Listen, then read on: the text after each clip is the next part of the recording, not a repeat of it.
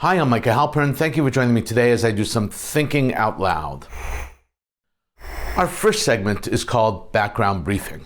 The first thing I've been thinking about is Jew hatred and anti-Semitism. And they are not the same. Jew hatred and anti-Semitism. Jew hatred is on the rise in the United States. I'm not calling it anti-Semitism at all. I'm talking about Jew hatred. Anti-Semitism and Jew hatred are not one and the same.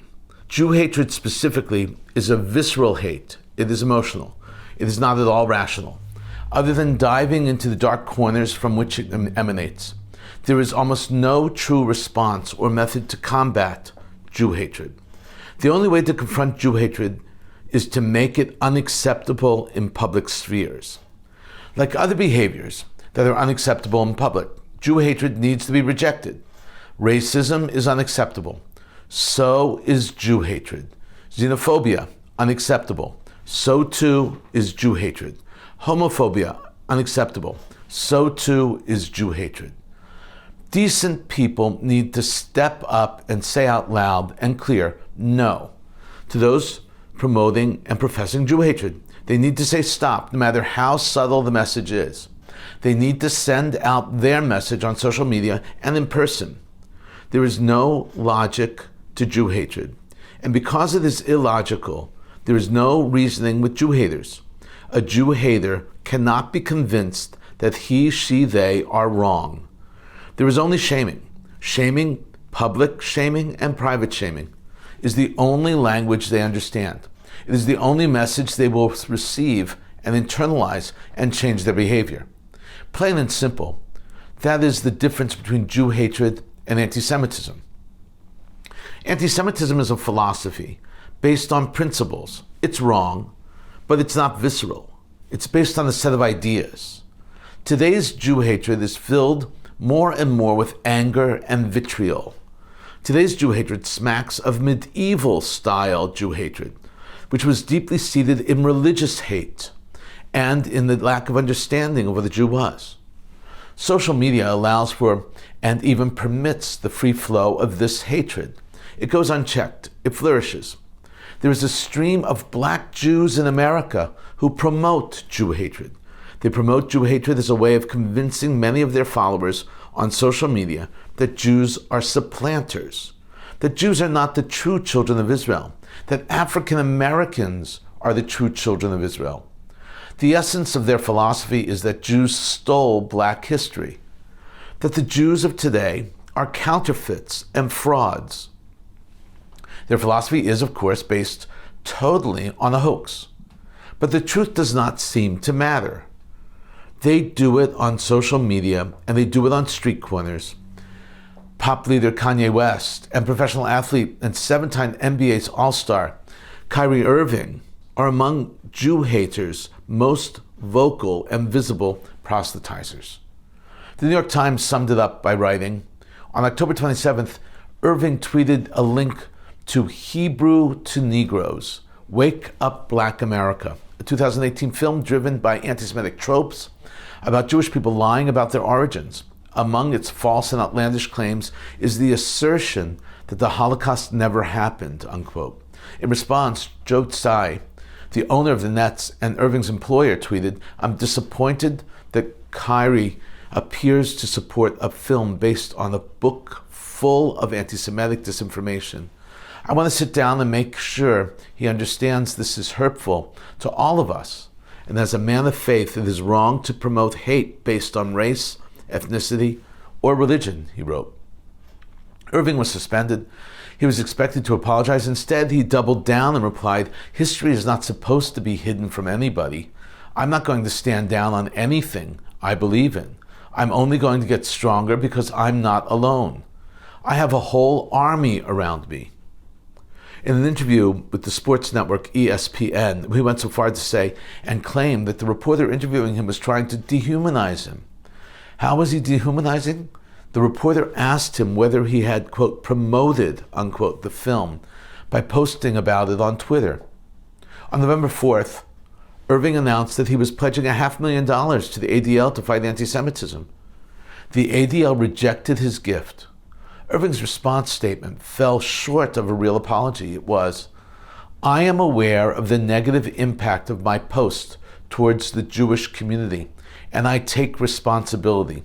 I do not believe everything said in the documentary was true or reflects my morals and principles," unquote.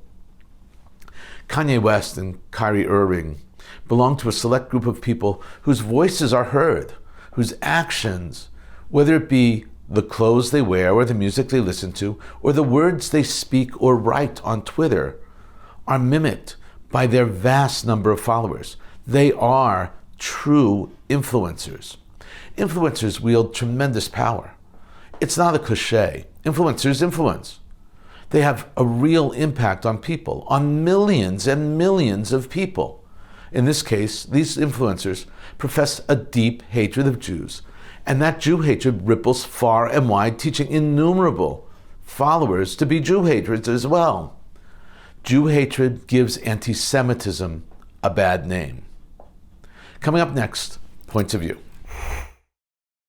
First up is a column from Ynet that was written on November 19th, 2022 by Sever Plocker.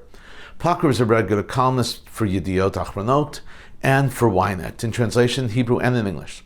He is very insightful. He can also be very biting. Plocker does not pull punches.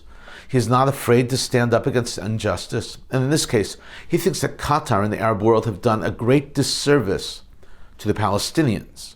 The column is entitled, "World Cup in Qatar is a kick in the face of the Palestinians." Subtitled opinion, "Billions splashed on hosting world's biggest soccer spectacle is the final nail in the coffin of the Arab world's interest in the Palestinian people."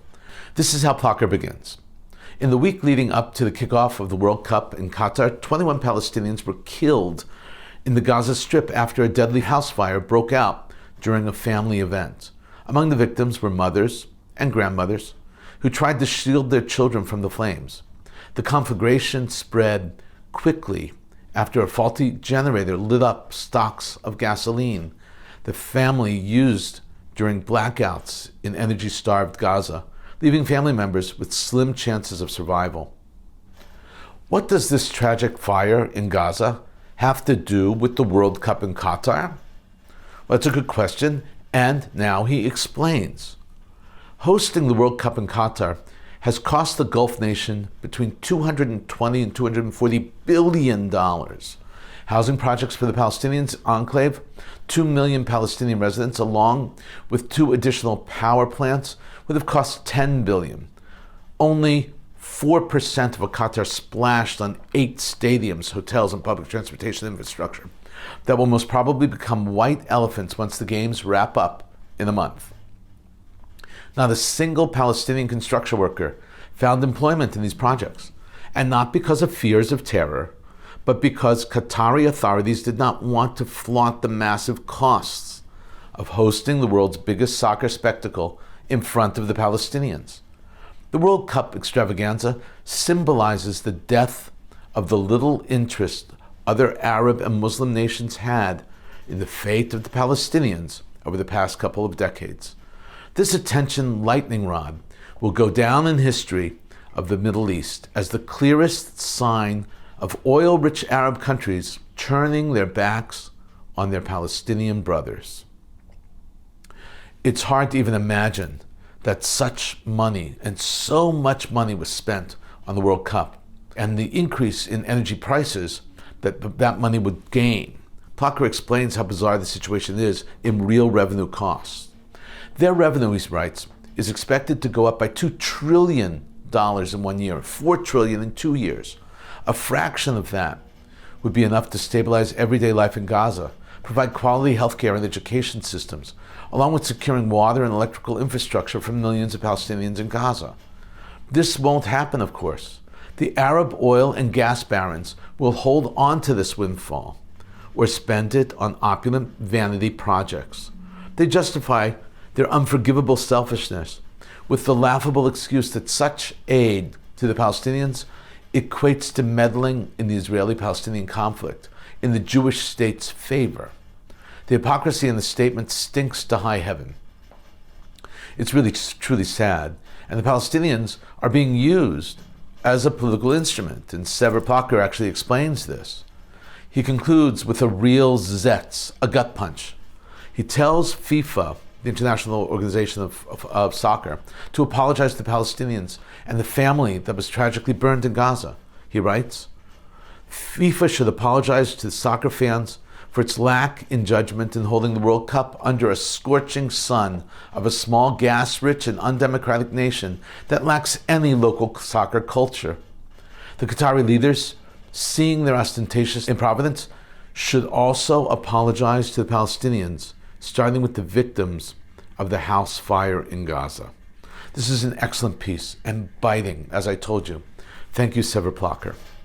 Next up is a column from The Forward by Elad Nehorai, published November 17, 2022. It's entitled, Jon Stewart is not our spokes-Jew. He normalized hate speech. Subtitled, in his interview with Stephen Colbert, Stewart failed to truly address anti-Semitism and erased black Jews in the process. Jon Stewart was a guest on Stephen Colbert's show, giving his take on Dave Chappelle's now infamous monologue from Saturday Night Live. In the 12-minute segment, Stewart articulates some very insightful arguments, but also makes some strange assertions. Elad identifies many of the mistakes made by this comedian. He writes, Jon Stewart gained praise and acclaim for his empathetic and thoughtful interview with Stephen Colbert on The Late Show, Tuesday night. He discussed recent anti-Semitic rhetoric from celebrities such as Kanye West, Kyrie Irving, as well as the monologue delivered by his close friend, Dave Chappelle.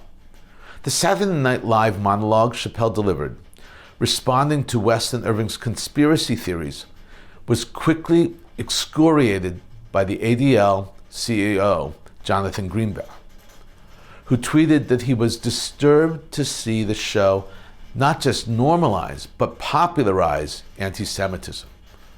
Stewart's interview was meant to be a sort of salve from our spokes-Jew, Stewart's words, addressing what has not only been a painful and scary experience for Jews, but also one that was disproportionately affected by the black community.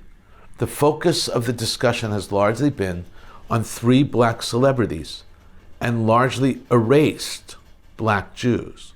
But Stewart profoundly failed and further normalized anti-Semitism and racism in the process.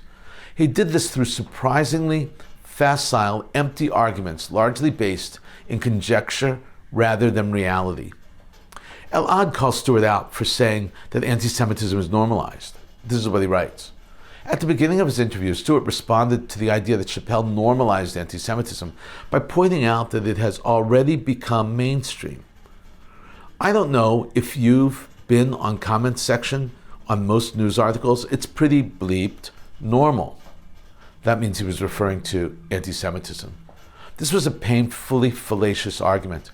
Anti-Semitism spread by a celebrity to millions doesn't matter because the world already hates us. Elad moves on and explains that Stewart's attempt to mollify the situation is actually racist in and of itself. He writes, he went on to say, look at it from the black perspective. It's a culture that feels its wealth has been extracted by different groups, whites, Jews, things. Whether it's true or not isn't the issue. That's the feeling in the community. What sounds like an attempt at empathy is actually its own form of racism. The belief that black people as a whole are and have a good reason to be anti-Semitic.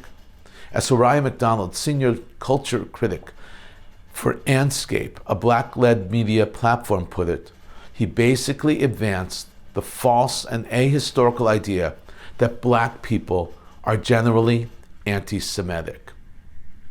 Elad concludes this way, with a biting critique. He writes, Stewart's interview then largely just spread further misinformation. He equated celebrities with massive platforms and cultural influence with stray internet trolls. He advocated that hate speech go unaddressed under the banner of free speech. He further perpetuated racism and erasure of black Jews. There were parts of both Chappelle's and Stewart's presentation, by the way, that were very funny and well done, that I liked. But both pushed the envelope. They would say, and humorists do say this, that that's what great humor is. It pushes the envelope. I say when you push the envelope too far, the humor is tasteless and insulting. And that's exactly what happened here. Coming up, commentary through cartoons, where pictures tell the story. I'm going to show you 7 cartoons and memes today. The first is a headline, and it needs an intro. On the eve of the memorial for Kristallnacht, which commemorated worldwide on November 9th through November 10th, helps us remember the organized pogrom against the Jews of Germany, which took place in the year 1938. Kristallnacht was a violent event intended to intimidate the Jews of Germany and force them to leave. Someone who worked at KFC, Kentucky Fried Chicken, and was totally ignorant of the historical significance, saw the date on the calendar and created a fried chicken special for Kristallnacht with cheese. Publicity went out, and so this headline followed. KFC apologizes for Kristallnacht chicken and cheese promotion. Next up is another headline. This is very funny. A headline reads, Antifa protester among those who lost job in Elon Musk's massive Twitter layoffs. Antifa is anti-fascist, and Antifa is pro-anarchy. Twitter is part of the establishment. That's why it makes it so funny. Next up is a meme that pokes fun at the wait time on those endlessly long helplines when we call in. It reads, your call is very important to us. Please enjoy this 40-minute flute solo. I can't tell you how often this happens. It is so aggravating. Next up, we see a wizard. He's reading a scroll and hoping to summon up a demon. The scroll reads, how to summon a demon. The wizard says to himself, man, I hate cursive. This is so true. Today's educators do not teach students how to read or to write cursive anymore. It is a lost art. This next meme is simply hilarious. Quote by a forest ranger at Yosemite National Park, why it's hard to design a perfect garbage bin to keep the bears from breaking into it. There is a considerable overlap between the intelligence of the smartest bears and the dumbest tourists. That might be true. Now a cartoon in which we see Moses schlepping the 10 Commandments, and he says, I can't wait for this to come out in paperback. It would be a lot lighter for sure, there's no question about it. This last meme is a play on Don Quixote, and there are a slew of windmills in the field and a sign indicating that no men on horseback with long swords are permitted. In a moment, more of my own perspective and a few predictions. World-famous soccer player Hassan Hajafi became the first member of Iran's national soccer team to speak out from the World Cup in Doha. The soccer player called a press conference in Qatar and spoke out in support of the anti-government protests that have been taking place in his home country, Iran. Hajafi said that players should be the voice of those who are suffering. There have been more than 2 months of protests taking place in Iran. They were sparked by the death of a 22-year-old woman while in custody of the country's morality police. These protests throughout the country are one of the boldest challenges to Iranian rule and Iranian clerical leaders since 1979's Islamic Revolution. The star soccer player said, and I'm quoting here, they should know that we are with them and we support them and we sympathize with them regarding the conditions, unquote. When not playing for the Iranian national team, Hajafi plays for the Greek team, AEK, in Athens. Will there be repercussions as a result of him speaking out? We'll soon find out. Amir Sheikh Tamim bin Hamad Al Thani, host of the World Cup now being played in Qatar, opened the ceremony in a speech that was delivered in the stadium. Shaped like a tent, he said, from Qatar, from the Arab world, I welcome everyone to the World Cup 2022. How lovely it is that people can put aside what divides them to celebrate their diversity and what brings them together all at once, unquote. From the outset of the World Cup, it became immediately apparent that promises that had been made to truly welcome people from all over the world were not going to be kept. There have been major changes to the agreement.